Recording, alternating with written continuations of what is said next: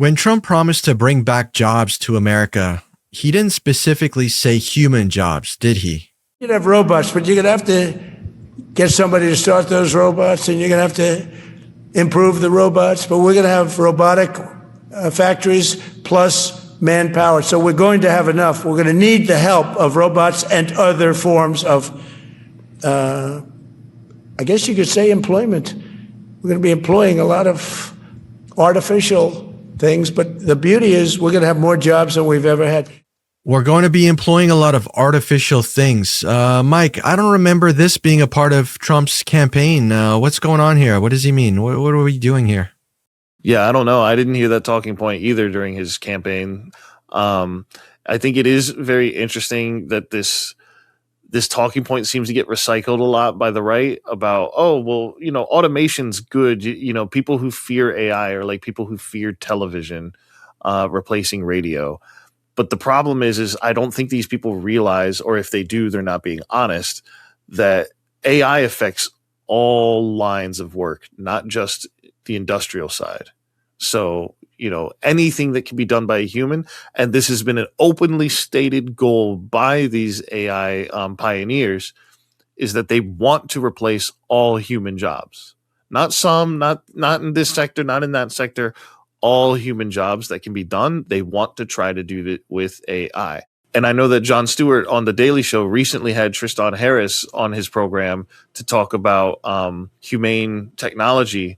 And in that segment, they talked about how there were recordings of like business meetings where certain CEOs were saying they considered hiring humans to be a tax burden, and they wanted to lift the burden of having to hire humans.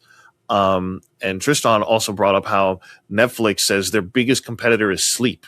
So clearly, like, businesses are moving forward and becoming sort of anti-human, and they want humans to be the consumers, but they want the production side to be completely automated. So that way they can pay little to no cost for humans, because you don't have to pay health insurance for a robot. You might have to pay for repairs, but that's going to be significantly cheaper. You don't have to pay wages. You don't have to pay sick time. You don't have to pay overtime. So clearly where they can save money, they will. And I think that's the big takeaway here from what Trump is saying, because, okay, yeah, you're going to need somebody who starts the robots or improves the robots, but that's going to be handfuls of people compared to the thousands of people that are, and tens of thousands, if not millions of people that are going to be replaced by AI. And I know that older reports that I saw that were projecting when we would develop like automated AI truck drivers, there were reports saying that once truck driving gets replaced, so when, not if, but when truck driving is replaced by AI automated drivers, then you're going to have entire industries in possible towns like completely shutting down and losing business, because they are set up for their businesses are all built around truck drivers. And we've already seen a number of jobs go away over the years. And now with the One Big Beautiful Bill banning regulation for the next 10 years, we're going to see even more. So this reminds me a lot of the very famous South Park meme of "they took our jobs," that kind of thing. And that's all shaped around immigrants. Yet machines are going to replace immigrants as well. So like this is the common enemy is, robots and machines. And I'm not saying that having robots or AI is a bad thing. It can be done well, but you need regulation. Deregulation or just no regulation at all is terrifying, because these people have proven that they want to do the most with the least. So, and that means humans. So when Trump promises, oh, we're going to have all these factories come over, and these chip manufacturers are investing in the U.S. and Saudi Arabia is investing in U.S. and all these, look, we're bringing in billions and trillions of investments. These are not going to benefit most people, because these factories are going to take years and years and years to build. And then when they're built, they're going to be full of AI and artificial things. So another great example too, real quick, is, even the AI itself and these automated replacements for human jobs, they aren't always the best. I mean, I know that they're still working kinks out and whatnot, but look at like ChatGPT, for example, which has resulted in some people committing suicide because of what they get recommended from ChatGPT. And then you also have Waymo being, a total burden and disaster out in LA. So much so that during the National Guard riots and whatnot out there, when Trump deployed the National Guard to LA without the governor or police chief's consent, during those like protests and riots, the biggest victim there was Waymos. Waymos were set on fire over and over and over, and it's because people hate them. I just saw a thing yesterday where there's a parking garage full of Waymo cars where they all go when they're not being used. But because they have this system where they honk if a car is too close while they're backing up or something, it was causing a chain reaction of all of the Waymos in that garage to be honking at each other. And it kept people up all night long. So this is just, more and more AI being introduced, more and more artificial things being introduced, and none of it's good for us. It could be good if we didn't need money to survive, if we had like a thing like UBI or universal basic income, where the government sends out subsidies to keep people fed, keep people housed, so you don't need to work 3 to 4 jobs, or you don't even need to work one job necessarily. That would be one thing. That would be like a utopia where, hey, people hate jobs. Most people don't like working. So if we had a thing where robots did all the work and we could sit back and relax and do art or something, that would be great. But that's definitely not what the Trump administration wants. And they're trying to crack down and encourage more people to work more, longer, and harder, even though those same workers are having their jobs taken out from under them by AI. One of the biggest lies of capitalism is that the harder you work, the more you'll earn and the more prestigious you'll be in society and work your way up and yada, yada, yada, trickle down economics BS. Total BS, in my opinion. And I think this latest revolution of artificial intelligence is going to bring that to the forefront because look, if you have things that do work for you, you are barely working at all.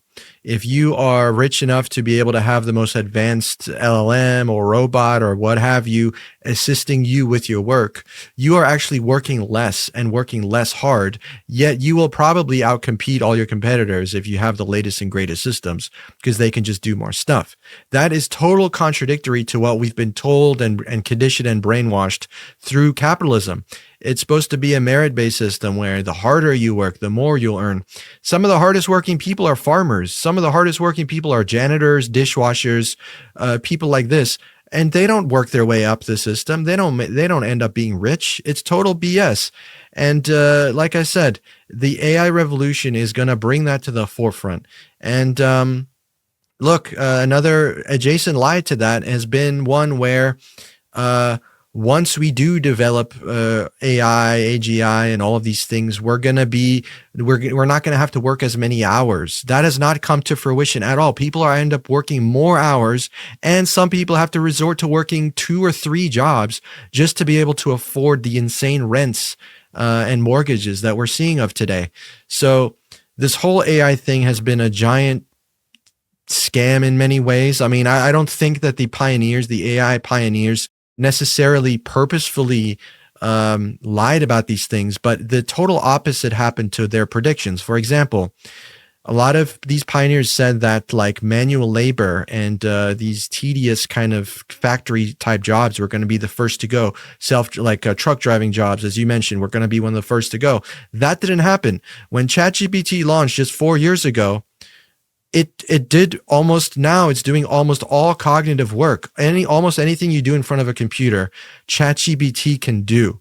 Whether it's graphic design, whether it's programming, whether it's legal work, teaching, even doctor, nursing type jobs. Like people don't have to go to the hospital as much or to their local doctor because they have an AI at their disposal. They can diagnose themselves.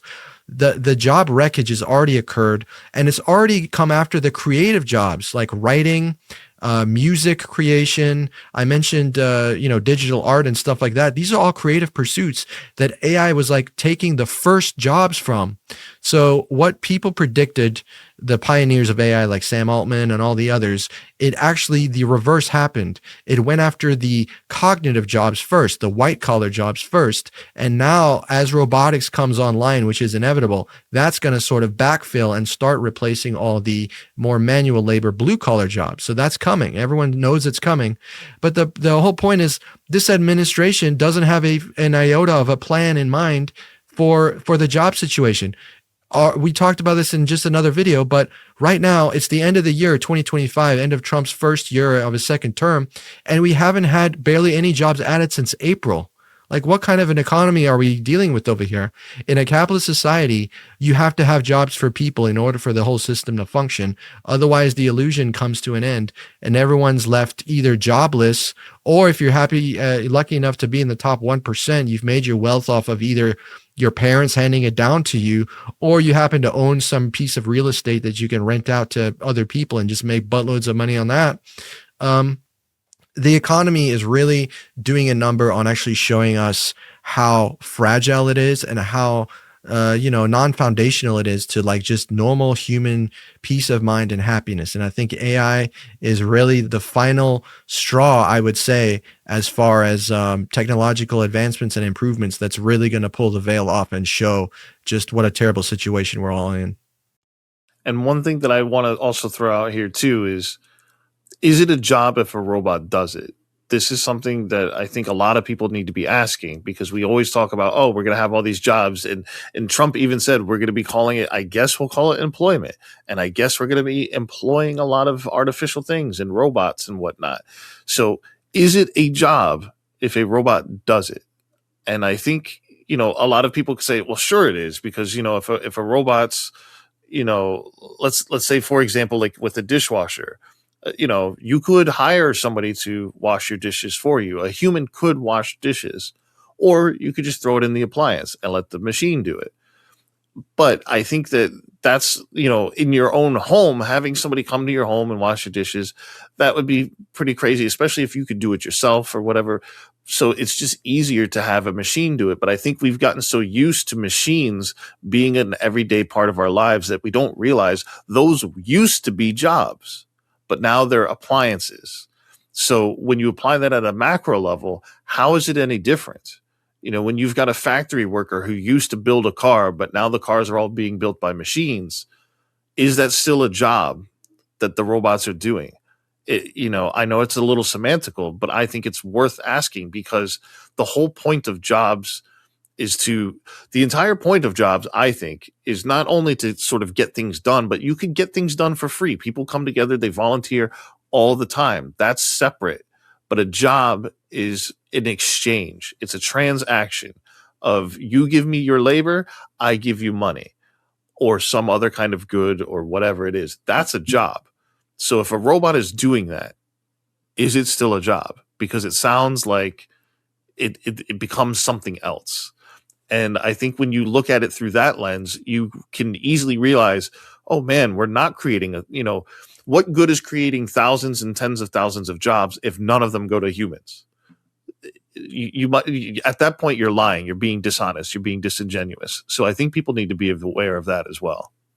I think Trump very deliberately mentioned that I guess we can call it employment, because that's exactly what an elite institution like the Trump regime would want of automation to be counted as, because in their numbers, they can say, look at all these jobs we created, and without mentioning, oh, these are actually going to humans or to robots. If that distinction is not made, then their numbers look great while humans are left out to dry in the streets. And I think that is kind of the dystopian future that a lot of people fear, that's right at our doorstep. And Trump is already flirting with the language that's going to bring us there. And I think that is despicable.